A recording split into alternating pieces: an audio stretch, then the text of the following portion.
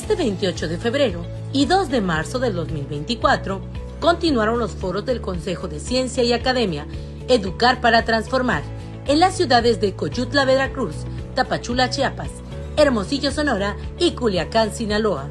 En estos eventos se contó con una excelente respuesta del público ponente e invitados, así como los integrantes del Presidium, quienes compartieron ideas para mejorar la educación mexicana. Con estas acciones, el Movimiento Nacional por la Transformación refrenda su respaldo a la doctora Claudia Sheinbaum en su camino por ser la próxima presidenta de México.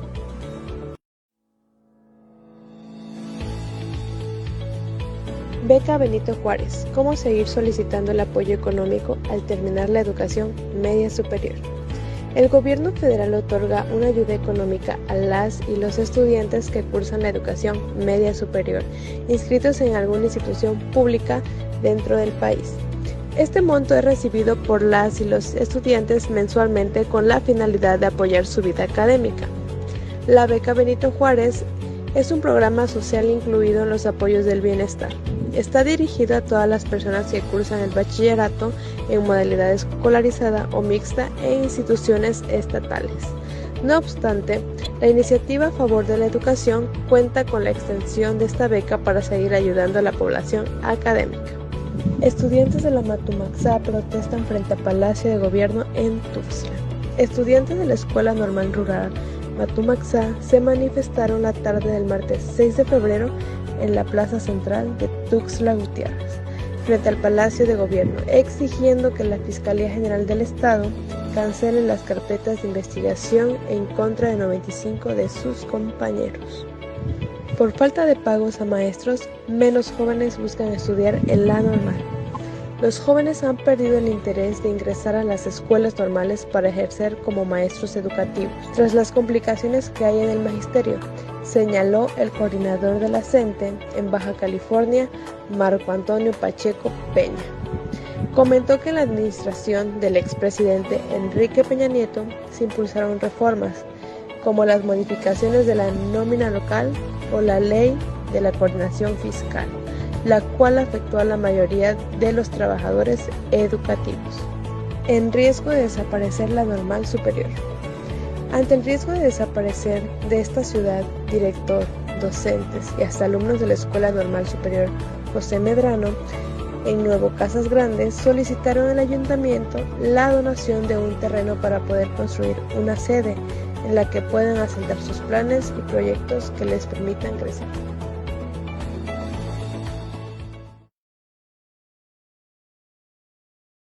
Las escuelas normales son de gran relevancia en la formación de miles de maestros que contribuyen a la educación de miles de niños, niñas y adolescentes mexicanos. En últimas fechas, atraviesan por una complicada situación derivado de la falta de presupuesto que ha conllevado a su constante desaparición. Dada la importancia de este tema, este jueves en Causa Magisterial analizaremos las condiciones actuales del normalismo mexicano con un experto en la materia.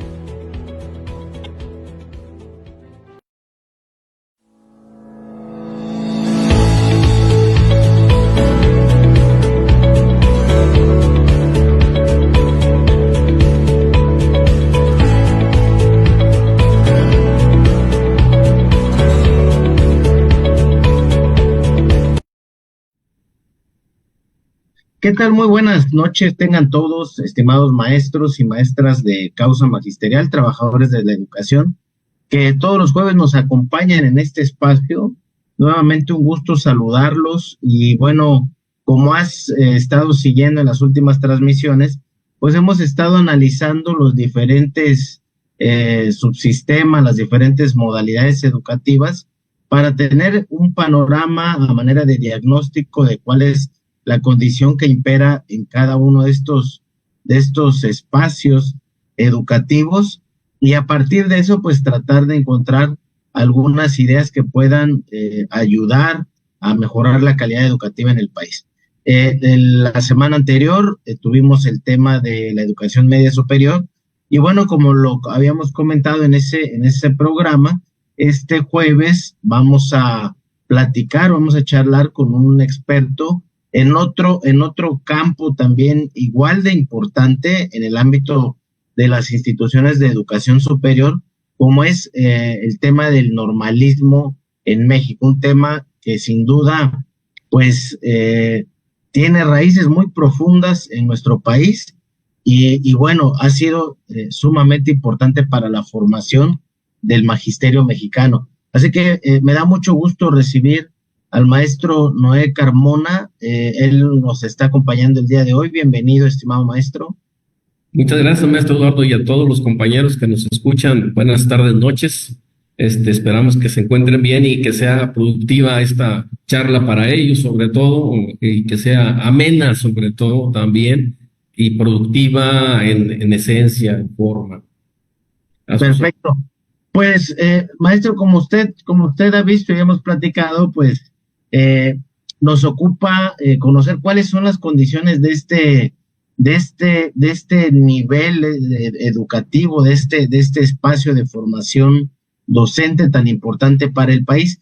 Empecemos desde ahí, ¿no? O sea, ¿cuál es la mirada que usted tiene de este espacio educativo como son las normales en México?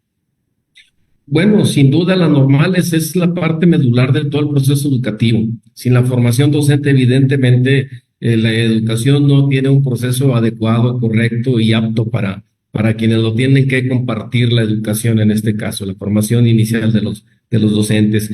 ¿Cuál es el estatus que prevalece en la actualidad?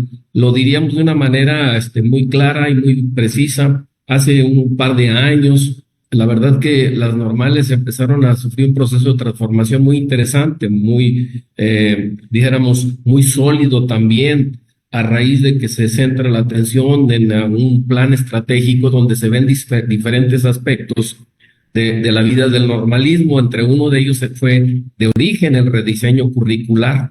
Es decir, de alguna manera no es quitar y poner, sino ir en un proceso de transformación de lo que sí servía, de lo que ya se estaba haciendo, lo que se tenía que hacer y lo que se dejó de hacer. Ese fue un rubro. Otro rubro fue la parte legal en los procesos para el ingreso, promoción y otorgamiento de estímulos del personal docente de las instituciones formadoras, en este caso las normales en particular.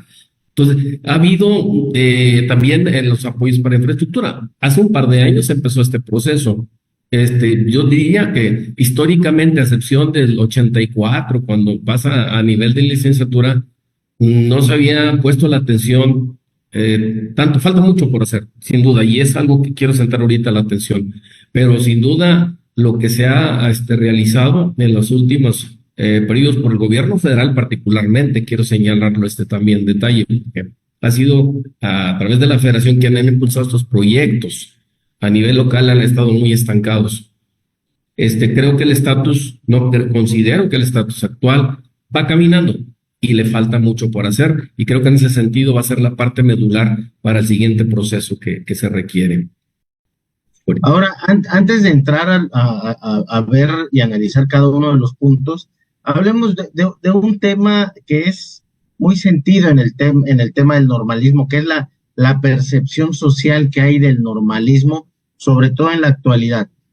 Como contexto tenemos que, bueno, las normales originalmente tienen su origen en las comunidades rurales, en todas estas expresiones del ruralismo, y por tanto su historia las ha convertido en espacios combativos.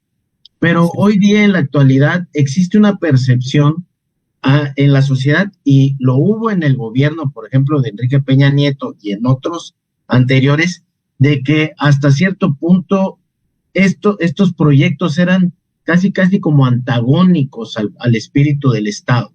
¿Qué me podría comentar al respecto?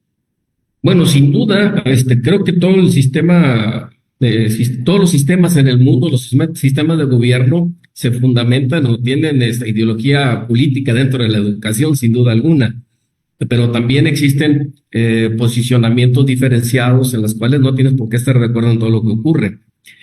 Sin embargo, y aún y ello, creo que el normalismo en México ha jugado un papel preponderante, muy importante, y creo que a la raíz del normalismo en México, particularmente las escuelas normales rurales, han sido yo creo que el bastión más fuerte que ha tenido el normalismo, porque de alguna manera es más integral todo el proceso de formación. Hay, claro que hay detalles de carácter micropolíticos o macropolíticos entre los estudiantes y el personal, que ese es uno de los problemas más fuertes que existen en las normales en el país.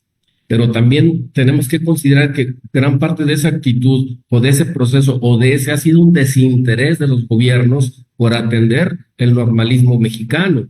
Es decir, que lo voy a decir de una manera muy simple, el normalismo ha estado huérfano, porque nos dicen constantemente que pertenecemos a educación superior, sin embargo la ley nos maneja en educación básica prácticamente. Entonces, lo que nos hacen ver ante la sociedad que las normales son escuelas primarias grandotas, ¿no? Son edificios grandes donde los alumnos no son tan pequeños, ya son adultos, pero es una escuela primaria grandota y por consecuencia también todos los procesos que se generan se le dan ese tipo de enfoque. Eso genera una inquietud, una molestia fuerte entre tanto estudiantes como maestros comúnmente. Y lo voy a plantear también otro detalle que tiene que ver en este aspecto. Sin duda, los requerimientos de las escuelas normales en el país son muchas y generalmente las instituciones se tienen que defender con sus propias uñas para el sostenimiento y el mantenimiento de las mismas instituciones. Y en ese sentido, es lastimoso que la universidad más pequeña del país tenga el presupuesto que tienen 260 y tantas normales en el país. O sea, una sola universidad tiene un presupuesto económico que tienen 260 y tantos normales en el país. Yo creo que hay una inequidad tremenda, abismal, de tal forma que pues, se rascan con sus propias uñas cada institución, en la medida que van desarrollando, pues, a pesar de que existen recursos federales, son muy limitados los recursos federales y tienen que ser a través de proyectos muy específicos en concursos para obtener un recurso financiero. Pero ahí va otra cosa más y más grave. En esa orfandad de las escuelas normales, cuando llegan los recursos federales, aunque las reglas de operación están claras, que son las propias instituciones quienes deben de utilizar esos recursos, resulta que las autoridades de los gobiernos, de las entidades, manipulan ese recurso de manera descarada. Hay que decirlo de esa manera, porque esa es la realidad. De tal forma que las escuelas normales generalmente no tienen ese recurso, lo manejan, lo manipulan, decimos vulgarmente, lo jinetean. Entonces, esa es otra molestia más que de repente despierta la molestia, el coraje, la frustración de parte de las instituciones. Me refiero al personal, alumnos, etcétera. Entonces hay una inconformidad tremenda. Ese es parte del gran problema que tenemos en el normalismo mexicano. Esa es la parte, diríamos, social y de la actitud de las personas, ¿no? Ahora, ¿ha visto algunos esfuerzos en la actualidad, concretamente en esta administración, partiendo de lo que usted comenta, el tema del presupuesto? Yo había leído algunos documentos donde reflexionan sobre el presupuesto educativo para las normales y dicen en estos análisis que cada vez ha ido en decrecimiento, con la idea de ir estrangulando cada vez más y han ido desapareciendo muchas normales en el país. ¿Considera usted que esto se ha mejorado o hay perspectivas de mejora? Mira, sí hay perspectivas de mejora. Yo desconozco, de hecho, pues visité gran parte de las normales en mi función directiva y una función que cumplí al visitar las normales. No ha decrecido. Sí ha decrecido el apoyo económico de la federación. Sí ha decrecido. Pero eso ha sido una cuestión de falta de voluntad política, no del gobierno propiamente dicho, sino de quienes, aprueban los presupuestos. Hay poca sensibilidad al respecto y generalmente si no tenemos un acuerdo político y un liderazgo real, proactivo, entonces los políticos en el Congreso, que son los que se encargan de proponer, hacer las propuestas en materia de recursos para las instituciones formadoras en este caso, muchas veces anteponen sus intereses personales por los intereses de la institución y de la comunidad escolar. Eso es lo que nos ha afectado muchísimo en las normales. Yo veo que esa desatención no se ha medido en las leyes, no se ha dimensionado el daño tan grande que las diferentes expresiones políticas del país no han tenido los acuerdos correctos, adecuados, para poder observar que en la medida de que las normales se fortalezcan, por consecuencia la educación va a sufrir no solo una transformación, una revolución educativa. Entonces, ahí hay un problema muy grave y que tiene que ver con un fondo político más que una cuestión de organizacional, administrativa o educativa. Ahora, ¿qué tendría que pasar para restablecer estas condiciones políticas? Porque creo entender que estas expresiones del normalismo están muy alineadas también a algunas corrientes democráticas al interior del sindicato de maestros, concretamente en su gran mayoría a la expresión de la Coordinadora Nacional. Y bueno, vemos hoy día que sí hay pues al menos unas desavenencias entre el modelo del gobierno actual y las propuestas o el proyecto educativo que trae la coordinadora. ¿Cómo ir subsanando estas situaciones en vías de mejorar las condiciones de las normales? Bueno, sin duda, el hecho que haya diferencias de opinión no es malo. El detalle es que no tengamos la capacidad del diálogo y tomar acuerdos. Y los acuerdos tienen que ver, insisto, que no anteponiendo nuestros intereses particulares, de tal modo que lo que se tiene que hacer básicamente es abrir la puerta al diálogo, a la discusión, al debate y a los acuerdos a fin de cuentas, pero pareciera ser que hay estigmas en los cuales se asumen posiciones antagónicas donde yo no te voy a permitir que tú tengas la razón, ni yo tampoco te la permito a ti, de tal modo que en la lucha entre los elefantes quienes salen perdiendo pues es la hierba, ¿no? O sea, en este caso los estudiantes, la lucha de los poderosos, que a fin de cuentas no nos lleva a ninguna parte y se comprende perfectamente que las escuelas normales sean un bastión de diferentes corrientes políticas, no solamente sindicales, sino también de los partidos políticos, de las agrupaciones, incluso de la delincuencia organizada en algunos casos. O sea, esa situación prevalece y la única manera de equilibrar las cosas, de eliminarlos es imposible. Estamos hablando de seres humanos, ¿no? Pero creo que un gran acuerdo que tiene que ver con principios de voluntad política de los que toman las decisiones en el Congreso de la Unión y en el Senado para, insisto, generar los presupuestos y modificar las leyes también, porque, insisto, el normalismo está en el aire, o sea, ni son de educación superior, ni son de educación básica, ni tienen autonomía y la poquita que tienen, desgraciadamente, perdón la expresión, pero la brutal burocracia destruye gran parte del proceso educativo, no nada más en las normales, en la educación básica. Dicho de otra forma, pues yo trabajé 40 años de servicio en los diferentes niveles, entre ellos 30 en educación normal. Vi pasar tantas autoridades y siempre decían, traemos un nuevo modelo, que una nueva actitud, que una nueva... Y hacían las mismas cosas, la burocracia. O sea, pasaron muchas administraciones. Entonces, no había avance, no hay continuidad en los procesos tampoco.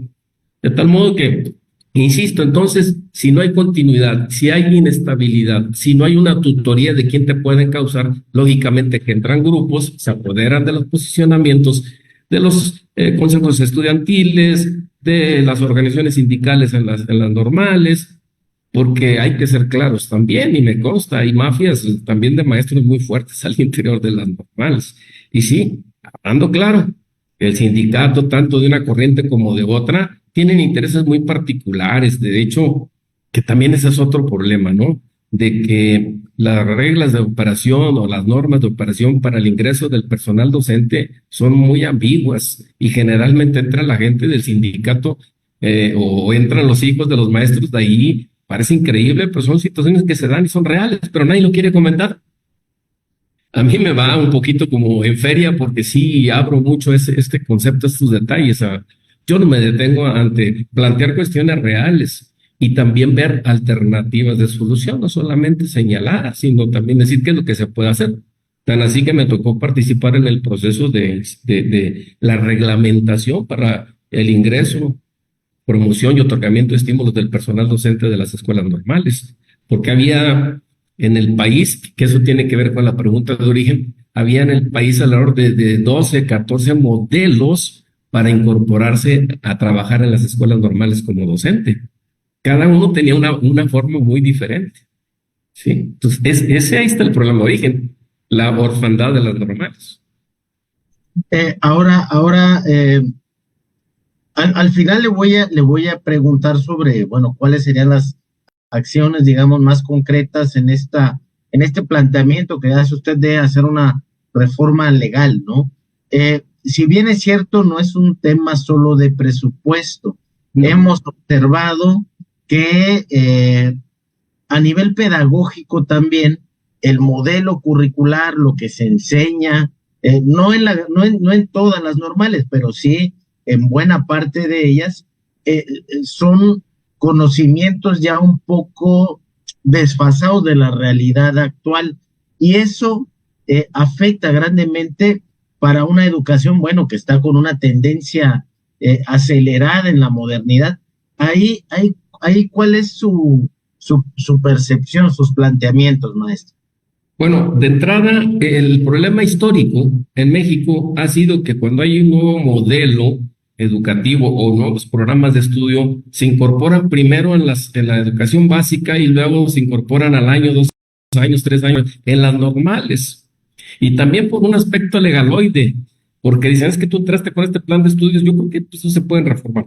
Entraste con este plan de estudios, se cambiaron las asignaturas por materia, las materias, le han puesto cada cosa que se les ocurre, y eso desfasa considerablemente el proceso educativo, eso es por una parte. O sea, nunca en la historia del normalismo en México, al menos que yo tenga conocimientos, a lo que esté equivocado, ha iniciado una reforma educativa, aunque la palabra suena ya un poco difícil.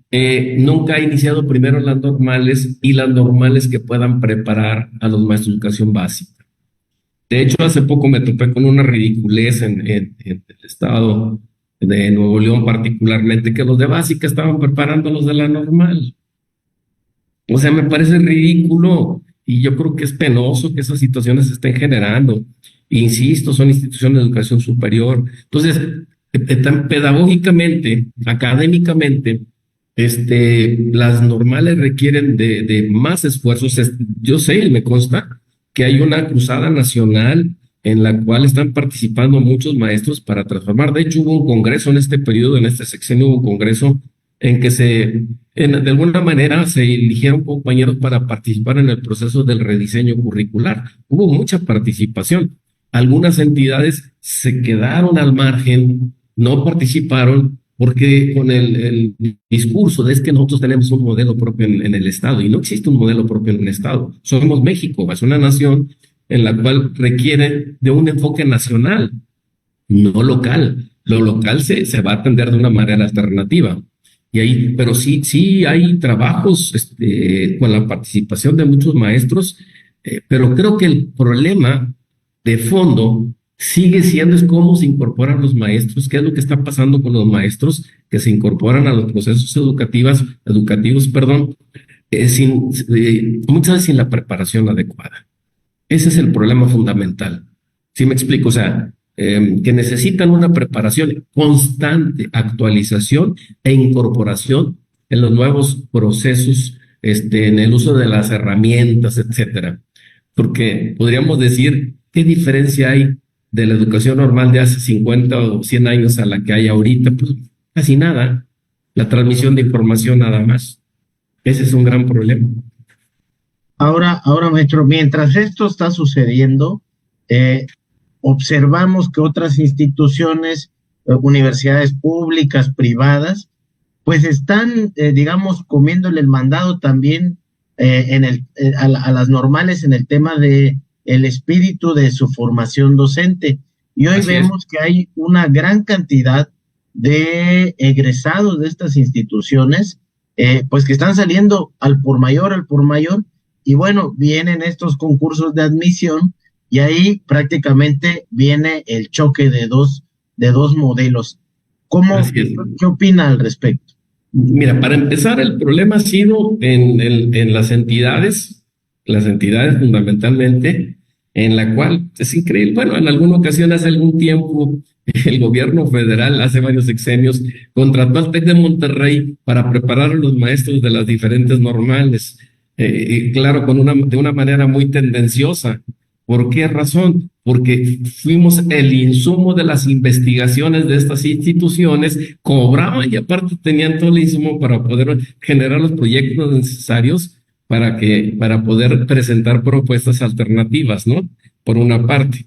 Por otra parte, las instituciones privadas pues, se concentraron más en un detalle muy elemental y simple, en los procesos de evaluación para ingresar. Sí, o sea, es decir, bueno, a ver, ¿qué necesitamos para generar prestigio? Porque estas son las reglas del juego, muy malas, por cierto. Y ahorita puedo señalar algunos aspectos particulares a través de un proceso de un examen con una cierta cantidad de reactivos, con ciertas características, y no importa el trayecto del estudiante en la escuela, en las escuelas normales, y resultan que las personas que tenían menos preparación o menos compromiso, etcétera, etcétera, pues eran las que acreditaban y se incorporaban al sistema. Sí, ¿y qué hacían las escuelas particulares? Concentraron toda su atención en ese proceso. Y es muy simple, es un proceso muy simple. Y lo digo, a mí, yo trabajé 20 años en procesos de evaluación en carrera magisterial, me enteré de todos los procesos, cómo se desarrollaban para la elaboración de reactivos, dije, esta es la clave. No tiene la mayor ciencia, la fórmula o la estrategia. De hecho, planteé una estrategia para presentar esos famosos exámenes de opción múltiple. No es la solución esos procesos de evaluación. Ese es un gran error. Ahora, concretamente en esta parte de la selección de los maestros, bueno, en aquel tiempo, en la reforma 2013, eran los maestros idóneos. Hoy son, digamos, los maestros de excelencia. ¿Cuáles serían sus críticas hacia este proceso? O sea, por un lado, la reforma 2019 abre esta posibilidad de que todos participen, le da una concesión a los compañeros de las normales para que tengan ciertas ventajas, ¿no? En cuanto a puntajes por su formación. ¿Es válido esto? ¿La formación docente debería ser solo de los normalistas o se puede acompañar? ¿Qué opinión tiene al respecto? No nos podemos cerrar a pensar que solamente las escuelas oficiales tengan que prestar un servicio de esta naturaleza, porque hay demanda para muchos sectores de la población diferenciados, ¿no? Porque hay, instituciones que requieren un tipo de perfil, no solamente de las normales. Las normales seguimos muy limitadas en cuanto a la prestación de un servicio, ¿no? Que está muy concentrado, está muy centrado en educación inicial, preescolar, primaria, etcétera, ¿no? Muy enfocado. Entonces, las particulares sí tienen acotaciones muy específicas. O sea, cerrarlas no. ¿Qué pasa en el 2003 con la reforma de idóneo y no idóneo? A mí me parece, insisto, que ese fue aparte un desacierto tremendo, una injusticia bastante grave, porque de hecho los maestros ya habían desarrollado una preparación profesional y continuamente estaban trabajando. Pero bueno, yo nada más no le adjudico a esa reforma del 2013 el pésimo problema, sino al antecedente de carrera magisterial, donde el maestro ya lo individualizan en los procesos del salario, básicamente, y de la preparación. A mí me parece que ese es uno de los grandes errores que ha cometido el sistema a través de la historia, y hoy en día creo que quien debe también de generar ajustes muy fuertes es el UCICAM. El UCICAM me parece que es un elefante blanco, donde se gasta una gran inversión de dinero que pudiera utilizar otras cosas y darle un enfoque totalmente diferente. Creo que el UCICAM no ha dado resultados en cuanto a decir, a ver, este es el diagnóstico en la educación en México, los que han presentado, por lo tanto, estos son las deficiencias o las áreas de oportunidad, estos son los logros y hay que trabajar sobre este detalle para que Mejor Edu vaya proponiendo, la misma Secretaría de Educación proponiendo algunas alternativas. Me parece que el USICAM es un aparato que no debe de existir, que debe haber un proceso muy diferente para la evaluación, para el ingreso, porque para la promoción yo sigo insistiendo desde hace muchos años que no podemos confundir el artículo tercero con el 123. O sea, pareciera ser que la situación laboral del magisterio está en el tercero constitucional. Eso es una ridiculez. Por eso hablaba de acuerdos políticos. ¿Por qué? Tiene que haber los procesos de promoción. Si en el 23 en el apartado B dice los procesos escalafonarios, ¿qué se tiene que hacer? Un escalafón muy limpio, puro, transparente, que constantemente lo esté revisando y que tú te vayas mejorando gradualmente. Ahorita, pues yo conozco muchos directivos que se han promocionado de manera vertical. Dice, santo Dios, ¿qué pasó? Y bueno, resulta que son fracasos en las instituciones. Pero maestro Carmona, permítame plantearle otra pregunta. O sea, Sí. mucho de esto, yo asemejo la USICAM como lo fue el INE o el IFE. O sea, Así, surgieron a partir de la gran desconfianza que existía ante la opacidad de muchos de los procesos. así Y es. bueno, ¿cómo hacer, maestro? Ahora sí que apelemos a la imaginación y a la experiencia que usted tiene, porque aquí en Causa hemos estado analizando cómo construir una evaluación digna, pero que sea acorde también, que cumpla con estos elementos de que sea transparente, que se rinda cuentas, que se logre obtener el máximo desempeño profesional. O sea, Claro. ¿qué elementos tendría que tener si dejáramos a la USICAM a un lado? A mí me parece que hay una fórmula muy sencilla en una combinación de dos elementos. El proceso escalafonario que tiene que ver con el desempeño y la preparación profesional, sí, con comités de procesos, o sea, en escalafón por una parte, y que en determinado momento, con ciertas características, el personal, vamos a decir, preparación, antigüedad, desempeño, ya tienes una puntuación. De una puntuación a esta puntuación tienes derecho a entrar a un proceso de evaluación. Pues entonces ahí decíamos, puede entrar cualquier organismo que se pueda concentrar los procesos de evaluación, pero tiene que ser un organismo en la cual esté muy bien definido en cuanto al personal que participa, porque sin temor a equivocarme, si revisamos el USICAM, el personal que tiene, la mayoría no son maestros, nunca han trabajado en una escuela. Entonces no tienen la más remota idea de lo que ocurre en cada escuela. Está como los exámenes de PISA. Tráete a los de PISA a trabajar 6 meses a cualquiera de las entidades de México, la mejor que quieras, a ver qué pasa y aplícales el mismo examen a ver si los resultados son los que ellos requieren o presumen.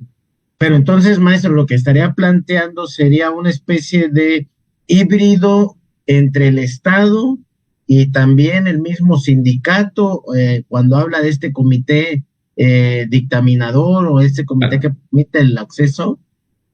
Yo pensaría que no hablemos de comisiones mixtas. El sindicato tiene una función muy específica que con el tiempo ha dejado mucho que desear, ¿no? Hay que ser claro, no ha sido el sindicato, sino las personas que muchas veces nos han representado históricamente, ¿no? En sus casos. Creo que tiene que haber una comisión en la cual está integrado por maestros y una comisión revisora donde entre una comisión mixta por parte del sindicato. ¿Sí me explico? O sea, no la intervención directa, sino una comisión revisora, observadora, calificadora, etcétera, que pueda permitir certidumbre a los procesos que se están generando. Esa es la única alternativa, porque ¿quién me garantiza, por ejemplo, que el USICAM, en el caso de los procesos, son legítimos? O sea, es decir, en realidad, a mí me tocó revisar infinidad de instrumentos de evaluación, exámenes con producción múltiple, donde lo revisamos y se encontraron con muchísimos errores, lo cual mermaba en los resultados de los maestros, por ejemplo, y que me parece que un examen con estas características pues no es digno de considerarse como una evaluación para generar un proceso de promoción y ver que una persona tome decisiones en una escuela. No me parece correcto. Ahora, maestro, ¿están preparados los egresados de las normales para este nuevo tipo de retos? Usted ya comentaba una serie de problemáticas a nivel académico, curricular, presupuestal. Bueno, ¿qué tipo de maestros normalistas estamos teniendo actualmente? Una de las características más comunes que desgraciadamente se han presentado es que los egresados en las últimas generaciones no tienen esa pasión por el magisterio. Tienen razón, porque las condiciones son muy adversas. O sea, es injusto. Para empezar, con el salario que se tiene, no se tiene un salario digno. Y si no hay esa emocionalidad por compartir los procesos educativos con los estudiantes, y luego no hay un salario adecuado y la burocracia se va encima, y los directivos que en muchas de las ocasiones se manejan igual que muchas autoridades en la pedagogía de la ocurrencia, ese tipo de cuestiones, pues llega el momento que desanima, se acaba la pasión por trabajar, o sea, y la vocación, pues se destruye de manera muy, muy natural. Si están preparados o no, yo digo que pues, imaginemos nada más, antes salíamos de la secundaria y entrábamos a la normal. Salíamos de 16 años, por ejemplo, ¿no? Y sin embargo, los alumnos aprendían lo que tenían que aprender, lo que se presentaba. Hoy hacen un bachillerato, sí, terminan la normal y generalmente dicen, ¿y qué voy a hacer? Y yo les preguntaba irónicamente, bueno, ¿y qué te enseñó la normal? O sea, nada, nada, porque teorizamos demasiado, sí, sí es importante la teoría, pero pues la combinación de que esa teoría sea útil para la práctica estaba muy alejada o está retirada de la realidad. Ese es un gran problema, ¿no? Ahora, con todo esto que hemos comentado, maestro, ya casi en la recta final de esta charla, serían estas ideas que estaría usted observando? Si quiere, vamos analizándolas una por una para mejorar las condiciones del normalismo. Primero, insistía mucho en la cuestión se requiere de autonomía por parte de las instituciones, autonomía para tomar decisiones. Ese es el primer punto que me parece. Segundo, el involucramiento de la comunidad en los procesos, dijéramos, de decisiones, ¿no? Que es fundamental, permítanme. Sí, bueno. Eh, Hay gran parte de las cosas que se hacen en la participación comunitaria o de la comunidad. Yo diría que el enfoque que se le debe dar a la educación tiene que ser centrado en el estudiante, no consentirlo, no chiflar, pero sí darnos cuenta que se requiere de una atención diferenciada ya para el estudiante. La formación de los docentes también, creo que lo que se ha hecho en los últimos tiempos no ha sido la adecuada para poder pensar que a los maestros se les está preparando. Se les prepara para el uso de herramientas tecnológicas nada más, pero no se les prepara para la atención educativa propiamente dicha. Hablemos pues se habla de un currículum flexible, pero sobre todo que sea relevante. Yo creo que aquí está la parte fundamental. Un currículum relevante que tenga que ver una relación con que lo que aprende pueda ser útil para la vida cotidiana. Educarlos para la vida, para la libertad, no educarlos en la libertad ni en la vida, sino para la vida y para la vida. Esa es la educación, esa es la verdadera formación. Hablemos de un currículo nacional básico para no perder la identidad, porque muchos ahorita están confundidos cuando hablan del programa analítico, el programa sintético, ¿no? Programa sintético de carácter nacional, analítico de manera local. Bueno, pues esta es una gran oportunidad para las entidades y para la federación de fortalecer la educación con estos dos tipos de programas, pero sí tienen que tener cuidado o mucho cuidado con la burocracia en las entidades. Los directivos, los supervisores, los secretarios de educación exigen muchas cosas que ni si cuenta se dan que se necesita para poder desarrollar esta cuestión. Cito ejemplo. Si hacen el programa analítico en una escuela, en el codiseño donde se juntan diferentes academias, muchas veces la autoridad, está mal, está elaborada esta planeación, o como este proyecto está mal. Espérame, pero si quienes tienen el diagnóstico son los maestros frente a grupo, tú no puedes tomar o dar una opinión si está equivocado o no, sino puede dar una sugerencia para mejorar la educación. Creo que es necesario también un enfoque integral. Si bien es cierto que el tercero constitucional te dice el contribuir en el desarrollo armónico de todas las facultades del individuo, ¿por qué nos centramos meramente en la información y no en la formación? ¿Por qué nada más en los datos que se transmiten? Y hay muchas acciones o actividades alternativas, o las actividades deportivas, artísticas, etcétera, que en definitiva eso es lo que va formando al individuo. Ya últimamente, ya espero que esto no pise callos, se habla mucho de la inteligencia emocional. Y digo, es que la inteligencia emocional, a mi juicio, no existe. Las emociones son sentimientos naturales. Podemos trabajar para que regulen ciertas emociones. Pero resulta que los grandes teóricos todos viven una vida tremendísima, ¿no? Absurda, y te quieren decir cómo vivir la vida. Me parece que ahí hay mucha tarea que hacer. Hablaríamos de la autonomía escolar. En tanto no exista autonomía escolar, pienso que de alguna manera estamos sometidos a transmitir información nada más. O sea, no a ser creativos, a construir, a desarrollar acciones, etcétera. Y creo que una parte fundamental en todo este proceso que encierra al tercero constitucional y generar una revolución educativa tiene que ver con algo muy simple y muy elemental, que viene siendo la educación moral y cívica. Creo que hay estrategias muy sencillas donde podemos contribuir con nuestros alumnos para que tengan una formación disciplinaria, de disciplina en su actitud, de responsabilidad, de honradez, de justicia. Por ejemplo, yo siempre he sido de la idea que tenemos que formar un decálogo de cada escuela, o un reglamento, no como reglamento tal, sino donde diga, al entrar a la escuela saluda a los compañeros, buenos días, buenas tardes, ¿cómo están?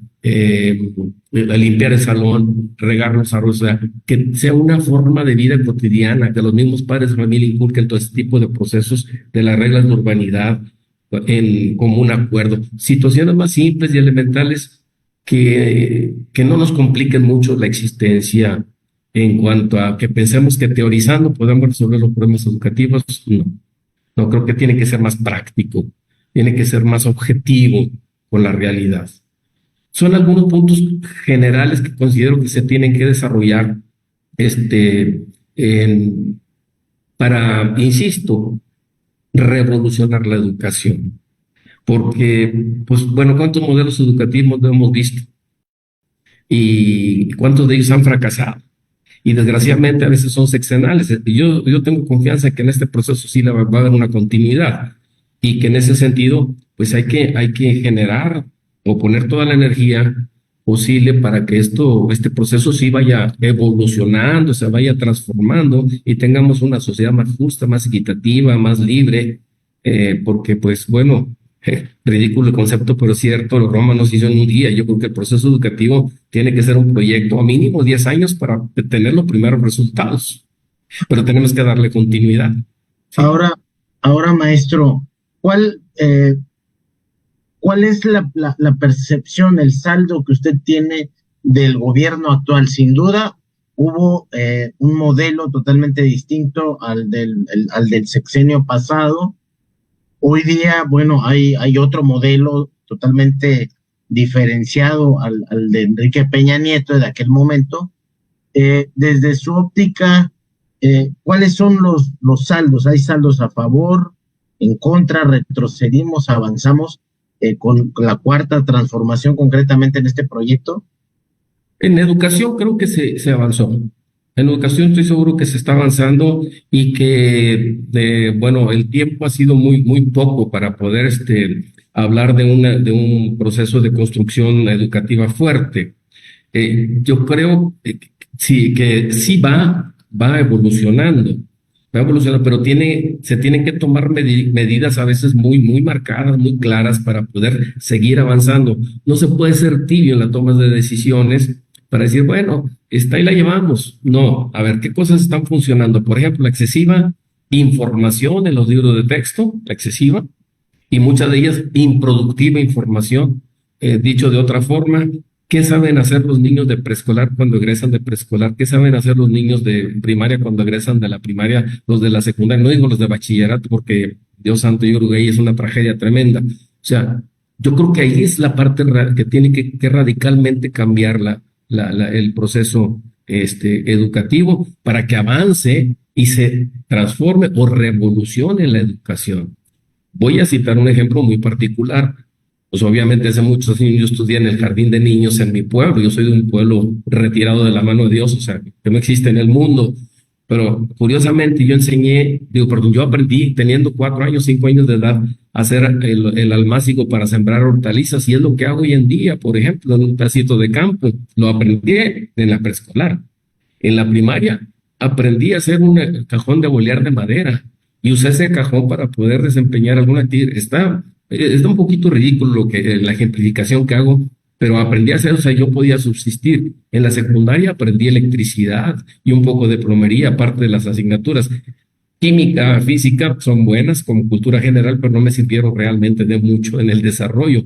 Y así sucesivamente, creo que tiene que haber artes y oficios de manera permanente, no complementando, sino al paralelo de la información, al paralelo de la ciencia, al paralelo de la tecnología. Tiene que haber acciones o actividades que los alumnos vayan aprendiendo para poder tener sustentabilidad en la vida, hacer una vida sustentable, porque la excesiva información pues está en una computadora, en el teléfono tienes toda la información. Lo importante no es la información, es el procesamiento de la información. Es como el petróleo crudo, nada más sirve para ponerlo de capa. Pero cuando entra la petroquímica, todo ese proceso, los derivados son infinitos. Y así pasa con la información que tenemos en la escuela, nada más la transmitimos. Y por consecuencia, entonces hacemos un martirio de la educación. La educación no tiene por qué ser un martirio. La educación tiene que ser algo placentero, que los estudiantes lo disfruten. Como decían los filósofos griegos, el logro de la felicidad. La educación tiene que generar el logro de la felicidad. Y si no son felices los niños, estamos fracasando en la educación. Pero primero tiene que ser feliz el maestro. Si no lo es, evidentemente, no puede transmitir un sentimiento que no tiene. Le voy a robar esa idea porque está muy bonita y muy profunda también. Maestro, para concluir esta interesante charla, que bueno, creo que nos hace falta tiempo para seguir analizando ese tema tan profuso en ideas. Usted habló de una serie de acciones concretas a realizar, ¿no? Pero sabemos que esto el desarrollo de un sistema como lo es la normal requiere básicamente de dos cosas. Por un lado, de un presupuesto económico fuerte que haga materializable todas las ideas, y por otro también condiciones políticas para que se logren estos consensos, estos diálogos y se construya. ¿Usted observa estas dos posibilidades en la próxima administración? Totalmente. Yo estoy observando que eso se puede generar, que se tiene que dar, y creo que se están poniendo los puntos necesarios. Es decir, se está generando ya la cimentación, está por fortalecerse, porque muchas veces como buenos mexicanos esperamos resultados al día siguiente. Pongo un negocio y si en una semana no me hago millonario, lo cierro. Este es un proceso que requiere de la participación colectiva de todos los niveles de gobierno, de todos los niveles de la comunidad, y principalmente, yo diría, de los padres de familia, porque sin ellos la función educativa no va a evolucionar o no se va a transformar. Pero definitivamente yo veo que sí se están sentando los cimientos fuera de toda corriente política, fuera de toda ideología absurda, porque generalmente pensamos en función a un gobierno si soy empático o no con él. Si soy empático, le aplaudo, y si no soy empático, le encuentro errores. Se investiga, encuentra, esto no sirve, y esto no sirve, y esto no sirve. Eso no es correcto, porque, insisto, estamos anteponiendo intereses muy particulares. Yo creo que sí se está avanzando muchísimo. Hay mucho que hacer, y requiere también que las próximas autoridades que lleguen a entrar dentro de la dinámica transformen revolucionen la educación y se atrevan a hacer cosas totalmente diferentes. Ya tenemos un modelo educativo. ¿Cómo lograr que sea una transformación, una revolución educativa? Hay que tener ideas más claras, más firmes y más contundentes. Yo creo que no podemos continuar navegando de manera de muertito, como dicen vulgarmente. Es como un barco está construido para navegar, no para estar anclado. Y para navegar en el oleaje tremendo, en los huracanes, en las tormentas. Para eso está el barco diseñado. Está diseñado para educar. Está preparado para educar, para enfrentar, para confrontar las cosas que se necesitan. Y en ese sentido, yo creo que uno de los puntos torales que las nuevas administraciones tienen que fomentar es ese sentimiento, porque decimos que cuando el trabajo educativo deja de ser creativo, se convierte en chamba. Yo no quiero ver que los maestros sean chambeadores de la educación, son profesionales de la educación, se prepararon para ello. Así de sencillo. Y yo sí veo con optimismo que va a haber cambios muy significativos. Y yo esperaría que sean radicales porque pues seguimos trabajando como hace muchos años atrás y las necesidades actuales pues, lo requieren. Cito ahí un caso, ¿no? De que, por ejemplo, Japón, a los niños les enseñan las operaciones aritméticas, pero también usan la calculadora. Y aquí no se los permiten en las escuelas. Digo, pues, es un error grandísimo. Tiene que haber el uso de los dos elementos, que usen la computadora, que usen la tableta, que usen el celular en los procesos educativos. ¿Por qué no? Pero paralelos a la formación también cotidiana, ¿no? No cerrarlo. Perfecto, pues muy puntuales sus planteamientos, estimado maestro. Me ha dado mucho gusto conversar con usted, nos deja muy claro el panorama de las normales, bueno, también muy cruda la realidad, pero con mucha expectativa de que pueden venir esos cambios. Esperamos que esto se dé y se dé pronto, porque pues el país lo requiere y la sociedad pues mucho más. Maestro Noé, muchas gracias por su... Al contrario. Al contrario, buenas noches.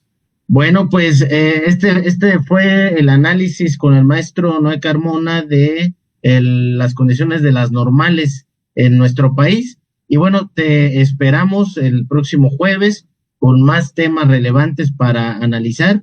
Nos dio mucho gusto saludarte y ayúdanos a compartir esta charla tan amena y tan interesante que tuvimos el día de hoy. Muchas gracias, hasta luego.